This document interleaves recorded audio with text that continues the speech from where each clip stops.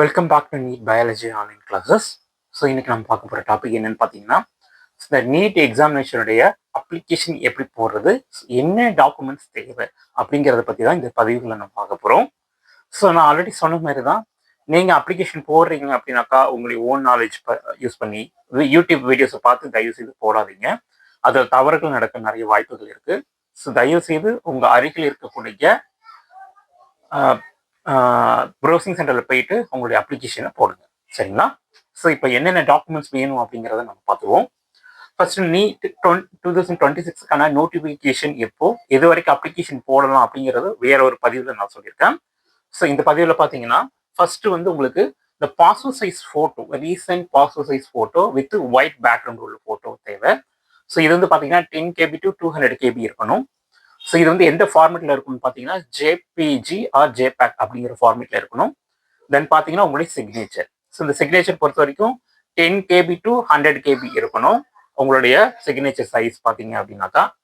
அடுத்தது தேர்ட் பார்த்தீங்கன்னா உங்களுடைய ஃபிங்கர் தம்ப் இம்ப்ரெஷன் பார்த்தீங்கன்னா left and right hand fingers and thumb impression பார்த்தீங்கன்னா 10 KB to 200 KB இருக்கணும். இது வந்து ஜேபிஜி ஆர் ஜேபேக் ஃபார்மேட்டில் இருக்கணும், சரிங்களா? தென் அடுத்து பார்த்தீங்கன்னா ஃபோர்த் வந்து பார்த்தீங்கன்னா கேட்டகரி சர்டிஃபிகேட். இந்த கேட்டகரி சர்டிஃபிகேட் பொறுத்த வரைக்கும் உங்களுக்கு 50 to 300 KB அந்த சைஸ்க்குள்ளே இருக்கணும். இது எந்த ஃபார்மேட்டில் இருக்கணும் அப்படின்னு பார்த்தீங்கன்னா பிடிஎஃப் ஃபார்மேட்டில் இருக்கணும், சரிங்களா? ஸோ இந்த கேட்டகரி சர்டிஃபிகேட் பொறுத்த வரைக்கும் என்னன்னு பார்த்தீங்கன்னா ஆல்ரெடி நான் சொன்ன மாதிரி நீங்கள் எஸ்சி ஸ்டூடெண்ட்ஸாக இருந்தீங்க, எஸ்டி ஸ்டூடெண்ட்ஸாக இருந்தீங்கன்னா நார்மல் இந்த கேட்டகரி சர்டிஃபிகேட் கம்யூனிட்டி சர்டிஃபிகேட் தான் போகும்.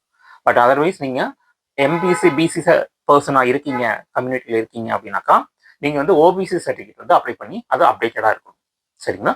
தென் பார்த்தீங்க அப்படின்னாக்கா scanned the copy of class 10 mark sheet. 10th நீங்கள் எஸ்எஸ்எல்சி கம்ப்ளீட் பண்ணியிருப்பீங்க, அந்த எஸ்எஸ்எல்சி மார்க் ஷீட்டுன்னு வந்து நீங்கள் என்ன பண்ணணும் 50 to 300 KB அந்த ரேஞ்சுக்குள்ள இருக்கணும். அதுவும் பிடிஎஃப் ஃபார்மேட்டில் தான் இருக்கணும்.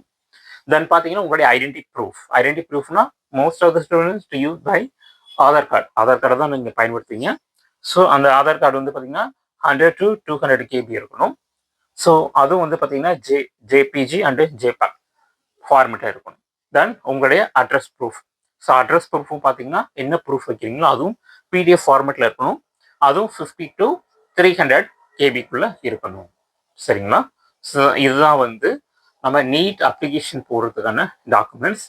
ஆஸ் யூஷுவல் நான் சொல்கிற மாதிரி உங்களுடைய கான்டாக்ட் நம்பர் தேவை, உங்களுடைய மெயில் ஐடி, அதாவது 2 கான்டாக்ட் நம்பர் தேவை கம்பல்சரி, 2 மெயில் ஐடி தேவை, சரிங்களா? ஸோ இதே போல் மேலும் தகவல் வேணும் அப்படின்னாக்கா என்னுடைய யூடியூப் சேனலை சப்ஸ்கிரைப் பண்ணுங்கள், என்னுடைய ஆன்லைன் கிளாஸை ஜாயின் பண்ணுங்கள். தேங்க்யூ.